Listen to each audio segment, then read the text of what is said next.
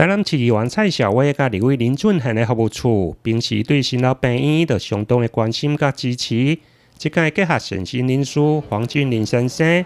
特别送来100个餐盒甲300杯的饮料，为第一线医护人员来加油打气。由新老病院医疗副院长周丽萍代表院方，感谢各界的暖心善举。今天非常感谢由我们民间企业，我们的黄俊麟董事长来发起，来送防疫餐点，有关便当以及我们的饮料部分，就是希望带给我们新楼医院第一线的医护人员最大的鼓励。我相信医护人员在这阵子的防疫期间都非常的辛苦，他们不仅要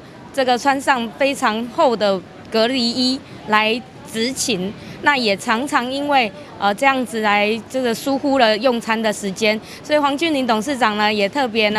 邀集立委林俊宪以及小薇的服务处一起来给予我们新楼医院我们的医护人员第一线的鼓励跟打气哈。谢谢林俊宪立委还有蔡小薇议员的媒合让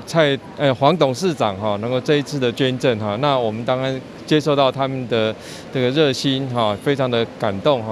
那在医院里面现在是非常的忙碌了一方面是要防疫一方面还要治疗常规的病人，要保留量能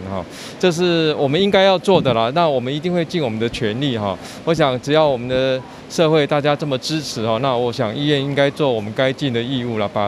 把事情做好。面对三级的境界不断的延长，不管是人心或者是防疫的量能，拢面临真大的考验。副院长强调，病院除了为人民的健康来把关，另外社区的防疫嘛真重要。希望大家持续遵守防疫的规定，才能度过这波的疫情难关。台南新闻林跟刘品言采访报道。